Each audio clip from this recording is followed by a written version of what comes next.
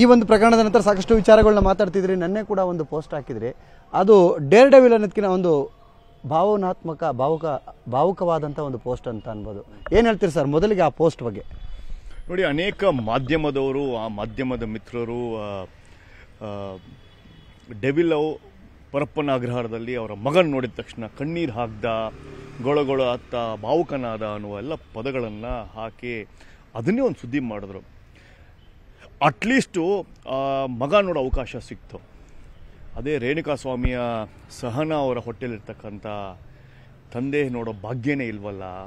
ಈ ವಿಪರ್ಯಾಸದ ಬಗ್ಗೆ ನಾನು ನನ್ನ ದುಃಖವನ್ನು, ಈ ಮಗನಿಗೆ ಜೈಲಿನಲ್ಲಿ ನಮ್ಮ ಅಪ್ಪ ಇದ್ದಾನೆ ಅಂತ ಆದರೂ ಒಂದು ಆಸೆ ಗೊತ್ತಿದೆ, ಆದರೆ ಹುಟ್ಟೋ ಮಗನಿಗೆ ನಮ್ಮ ಅಪ್ಪ ಎಲ್ಲಿ ಅನ್ನೋದನ್ನೇ ಗೊತ್ತಿಲ್ಲ. ಈ ಥರದ ಒಂದು ಜೀವನದಲ್ಲಿ ಆಗು ಹೋಗೋದ್ರ ಬಗ್ಗೆ ನನ್ನ ಫೇಸ್ಬುಕ್ ಖಾತೆಯಲ್ಲಿ ಈ ಒಂದು ಜೈಲಲ್ಲಿರ್ತಕ್ಕಂಥದ್ದು ಮತ್ತು ಇಲ್ಲದೇ ಇರತಕ್ಕಂಥದ್ರ ಬಗ್ಗೆ ವ್ಯತ್ಯಾಸವನ್ನು ನಾನು ಬರೆದಿದ್ದೀನಿ. ಏನು ಹೇಳ್ತೀರಾ ಸರ್ ಇಂತಹ ಘಟನೆಗಳ ಬಗ್ಗೆ? ತುಂಬ, ಯಾಕಂದರೆ ನೀವು ಒಂದೊಳ್ಳೆ ಮಾತಾಡಿದ್ರಿ, ಇವರು ಅಟ್ಲೀಸ್ಟ್ ಇದ್ದಾರೆ, ಆ ಮನುಷ್ಯನಿಗೆ ಇಲ್ವೇ ಇಲ್ಲ, ಮಗು ತಂದೆ ಬಂದು ನೋಡೋಕೆ ಸಾಧ್ಯನೇ ಇಲ್ಲ. ಅನೇಕ ಬಾರಿ ದರ್ಶನರು 2-3 ಮಾತು ಹೇಳಿದ್ದಾರೆ. ಅದೃಷ್ಟ ಬಂದರೆ ಗಬಕ್ಕಂದು ಇಟ್ಕೊಂಡ್ಬಿಡ್ಬೇಕು, ಬಟ್ಟೆ ಬೆಚ್ಚಿ ಇಟ್ಕೊಂಡ್ಬಿಡ್ಬೇಕು ಅಂತ.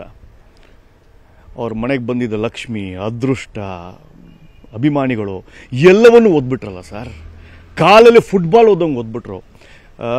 ಏನು ಅವರು ಬೋಧನೆ ಮಾಡ್ತಾಯಿದ್ರು, ನಾನು ಜೈಲಿಗೆ ಹೋಗಿ ಬಂದಾದಮೇಲೆ 14 ದಿನ ಆದಮೇಲೆ ಪರಿವರ್ತನೆ ಆಗಿದ್ದೇನೆ, ಕೋಪಕ್ಕೆ ನಾನು ಬುದ್ಧಿ ಕೊಟ್ಬಿಟ್ಟೆ, ಎಲ್ಲ ವಿಷಯಗಳನ್ನು ಅವರು ಮಾತಾಡಿದ್ದಾರೆ. ಬಟ್ ಬರೀ ಬೋಧನೆ ಆಗೋಯ್ತು, ಯಾವುದೂ ಕಾರ್ಯರೂಪಕ್ಕೆ ತರಲಿಲ್ಲ. ಈ ಥರ ಇರಬೇಕಾದ್ರೆ ಲಕ್ಷ್ಮಿನ ಒದ್ಬಿಟ್ರು, ಆರಾಧ್ಯ ದೇವ ಫ್ಯಾನ್ಸ್ಗಳನ್ನು ಒದ್ಬಿಟ್ರು, ಅವ್ರಿಗಿರ್ತಕ್ಕಂಥ ಅಂತಸ್ತನ್ನು ಒದ್ಬಿಟ್ರು, ಎಲ್ಲವನ್ನು ಒದ್ದಿ ಪರಪ್ಪನ ಅಗ್ರಹಾರದಲ್ಲಿದ್ದಾರೆ. ಈ ಒಂದು ಪ್ರಕರಣದ ನಂತರ ಸಾಕಷ್ಟು ವಿಚಾರಗಳನ್ನ ಮಾತಾಡ್ತಿದ್ರಿ. ನನ್ನೇ ಕೂಡ ಒಂದು ಪೋಸ್ಟ್ ಹಾಕಿದ್ರಿ. ಅದು ಡೇರ್ ಡೆವಿಲ್ ಅನ್ನೋದಕ್ಕಿಂತ ಒಂದು ಭಾವನಾತ್ಮಕ ಭಾವುಕವಾದಂಥ ಒಂದು ಪೋಸ್ಟ್ ಅಂತ ಅನ್ಬೋದು. ಏನು ಹೇಳ್ತೀರಿ ಸರ್ ಮೊದಲಿಗೆ ಆ ಪೋಸ್ಟ್ ಬಗ್ಗೆ? ನೋಡಿ, ಅನೇಕ ಮಾಧ್ಯಮದವರು, ಆ ಮಾಧ್ಯಮದ ಮಿತ್ರರು ಡೆವಿಲ್ ಪರಪ್ಪನ ಅಗ್ರಹಾರದಲ್ಲಿ ಅವರ ಮಗನ ನೋಡಿದ ತಕ್ಷಣ ಕಣ್ಣೀರು ಹಾಕ್ದ, ಗೊಳಗೊಳ ಅತ್ತ, ಭಾವುಕನಾದ ಅನ್ನುವ ಎಲ್ಲ ಪದಗಳನ್ನು ಹಾಕಿ ಅದನ್ನೇ ಒಂದು ಸುದ್ದಿ ಮಾಡಿದ್ರು. ಅಟ್ಲೀಸ್ಟು ಮಗ ನೋಡೋ ಅವಕಾಶ ಸಿಕ್ತು. ಅದೇ ರೇಣುಕಾಸ್ವಾಮಿಯ ಸಹನಾ ಅವರ ಹೊಟ್ಟೆಲಿರ್ತಕ್ಕಂಥ ತಂದೆ ನೋಡೋ ಭಾಗ್ಯನೇ ಇಲ್ವಲ್ಲ. ಈ ವಿಪರ್ಯಾಸದ ಬಗ್ಗೆ ನಾನು ನನ್ನ ದುಃಖವನ್ನು, ಈ ಮಗನಿಗೆ ಜೈಲಿನಲ್ಲಿ ನಮ್ಮ ಅಪ್ಪ ಇದ್ದಾನೆ ಅಂತ ಆದರೂ ಒಂದು ಆಸೆ ಗೊತ್ತಿದೆ, ಆದರೆ ಹುಟ್ಟೋ ಮಗನಿಗೆ ನಮ್ಮ ಅಪ್ಪ ಎಲ್ಲಿ ಅನ್ನೋದನ್ನೇ ಗೊತ್ತಿಲ್ಲ. ಈ ಥರದ ಒಂದು ಜೀವನದಲ್ಲಿ ಆಗು ಹೋಗೋದ್ರ ಬಗ್ಗೆ ನನ್ನ ಫೇಸ್ಬುಕ್ ಖಾತೆಯಲ್ಲಿ ಈ ಒಂದು ಜೈಲಲ್ಲಿರ್ತಕ್ಕಂಥದ್ದು ಮತ್ತು ಇಲ್ಲದೇ ಇರತಕ್ಕಂಥದ್ರ ಬಗ್ಗೆ ವ್ಯತ್ಯಾಸವನ್ನು ನಾನು ಬರೆದಿದ್ದೀನಿ.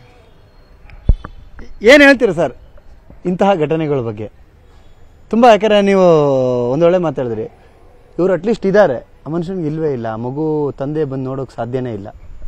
ಅನೇಕ ಬಾರಿ ದರ್ಶನರು 2-3 ಮಾತು ಹೇಳಿದ್ದಾರೆ. ಅದೃಷ್ಟ ಬಂದರೆ ಗಬಕ್ಕಂದು ಇಟ್ಕೊಂಡ್ಬಿಡ್ಬೇಕು, ಬಟ್ಟೆ ಬೆಚ್ಚಿ ಇಟ್ಕೊಂಡ್ಬಿಡ್ಬೇಕು ಅಂತ. ಅವ್ರ ಮನೆಗೆ ಬಂದಿದ್ದ ಲಕ್ಷ್ಮಿ, ಅದೃಷ್ಟ, ಅಭಿಮಾನಿಗಳು ಎಲ್ಲವನ್ನೂ ಓದ್ಬಿಟ್ರಲ್ಲ ಸರ್. ಕಾಲಲ್ಲಿ ಫುಟ್ಬಾಲ್ ಓದಂಗೆ ಓದ್ಬಿಟ್ರು.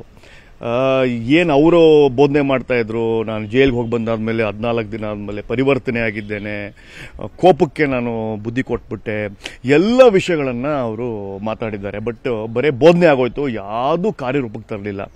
ಈ ಥರ ಇರಬೇಕಾದ್ರೆ ಲಕ್ಷ್ಮಿನ ಒದ್ಬಿಟ್ರು, ಆರಾಧ್ಯ ದೇವ ಫ್ಯಾನ್ಸ್ಗಳನ್ನು ಒದ್ಬಿಟ್ರು, ಅವ್ರಿಗಿರ್ತಕ್ಕಂಥ ಅಂತಸ್ತನ್ನು ಒದ್ಬಿಟ್ರು, ಎಲ್ಲವನ್ನು ಒದ್ದಿ ಪರಪ್ಪನ ಅಗ್ರಹಾರದಲ್ಲಿದ್ದಾರೆ.